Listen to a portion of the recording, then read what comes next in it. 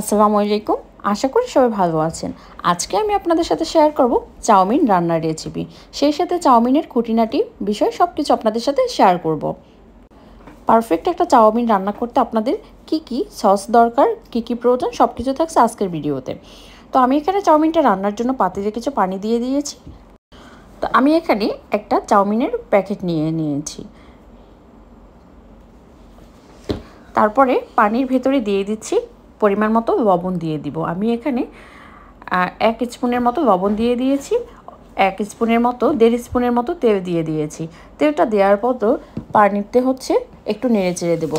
আর চাউমিনটা আমি কিন্তু এই ধরনের মোটা ধরনের নিয়েছি, আপনারা এই ধরনেরই নেবেন, না হয় কিন্তু শেপটা ভালো আসবে না। একটু মোটা টাইপের না নিলে চাউমিনের শেপ কিন্তু একদমই ভালো আসে না। তো আমি একটু মোটাটাই নিয়েছি। তো এটা একদমই ভাঙবো না, আস্তে আস্তে করে দিয়ে দিলাম। তারপর আমি এটাকে একটা স্প্যাচুলার সাহায্যে একটু নেড়ে চেড়ে নেব। এভাবে করে নেড়ে দেব, তাতে কিন্তু দেখবেন একদমই ভেঙে যাবে না। এটাকে 5 মিনিটের মতো জাল করে নেব। এর কম বেশি করা যাবে না, বেশি করে ভাজা যাবে না, তাহলে দেখা যায় এটা রান্না করতে কিন্তু আর একটু সেদ্ধ হয়ে যাবে। তো এজন্য আমি এভাবে একটু চাপ দিয়ে দেব। একদম নরম হলে কিন্তু হবে না, একটু যেন ভেতরটা শক্ত থাকে, চাপ দিয়ে এটা বোঝা যাবে। হালকা করে একটু শক্ত থাকবে। আর এটাকে আমি হালকা করে একটু পানি দিয়ে কয়েক সেকেন্ডের জন্য ভিজিয়ে নিয়েছিলাম। এরপর এটার ভিতরে তেল দিয়ে এটাকে খুব সুন্দরভাবে মেখে নিচ্ছি। তাহলে দেখা যায় এক একটার গায়ে কিন্তু লেগে যাবে না, একদমই ঝরঝরে থাকবে। সেই কারণে আমি তেল দিলাম। তো এখানে আমি এরপরে সাইডে রেখে দিয়ে এর জন্য বানিয়ে নেব সুন্দর একটা মশলা বা সস যেটাই বলি না কেন। আমি এখানে 2 স্পুনের মতো টমেটো সস দিলাম। এরপর ওয়েস্টার সস দেবো, তাও 2 চামচের মতো। তারপরে এখানে আমি সয়া সস দিয়েছি, আমার হাতের নাগাল এইটা ছিল। তো আর একটা সয়া সস আসছে, যেটা টমেটো সসের মতোই ব্ল্যাক কালারের, সেটাও দিতে পারেন। তো এটাকে আমি চিলি সস দিয়েছিলাম। তো এখন দিব ওয়েস্টার সস।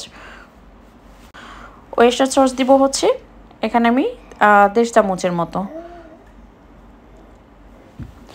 তারপরে এখানে আবার সুইট চিলি সসের একটু করে দিয়ে দিয়েছি। এর আগে চিলি সস ছিল, এবার সুইট চিলি সসের, এবার ভিনেগার দিলাম 1 চামচের মতো।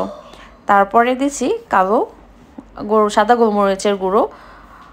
এগুলো দিয়ে খুব সুন্দরভাবে আমি এটাকে মেখে নিচ্ছি। এরপরে দিব কর্নফ্লাওয়ার, আর দিচ্ছি 1 চিমটির মতো চিনি দিয়েছি, যেখানে আমি এখানে সুইট চিনিটা ব্যবহার করেছি।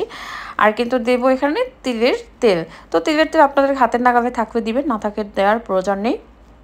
এবার কর্নফ্লাওয়ার এবং সব কিছু খুব ভালোভাবে এটাকে মিক্স করে নিচ্ছি।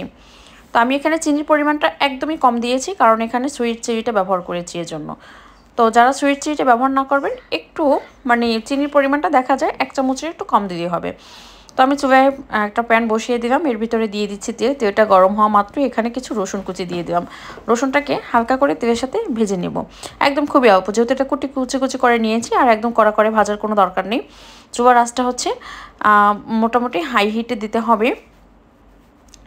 তো এটা রসুনটা ভাজার সময় কিন্তু হাই হিটে দিতে হবে না, তাহলে রসুনটা একদমই পুড়ে যাবে। তো এরপর রসুনের ভিতরে দিয়ে দিব আমি চিকেন, একদমই হাড় ছাড়া কয়েক পিস চিকেন নিয়েছি। এখানে প্রায় 200 গ্রামের মতো চিকেন হবে। তো এটাকে কিন্তু একটু হাই হিটে ভেজে নেব। চাইনিজের যে কোনো খাবারই কিন্তু হাই হিটে করতে হয়, লো হিটে করলে কিন্তু খাবারগুলো একটু শক্ত হয়ে যায়। তো যাই হোক, আমি এখানে তারপরে 2টা ডিম নিয়ে নিব। ডিমগুলোকে ফাটিয়ে নিচ্ছি, আর চিকেনগুলোকে কিন্তু এক সাইড করে রেখে দিয়েছি। আমি কিন্তু উঠিয়ে নিইনি, চাইলে আপনারা উঠিয়েও নিতে পারেন। তো উঠাতে হবে এমন কোনো কথা নেই। আমি এর সাথে ডিমগুলোকে একদমই ফাটিয়ে নিব। এরপরে দিচ্ছি একদমই কুচি করা পেঁয়াজ দিয়ে দিলাম এখানে 2টার মতো, বড় মাঝারি সাইজের পেঁয়াজ ছিল, একদম বড় সাইজের পেঁয়াজ না, বড় সাইজের হবে একটা দিলেই হবে।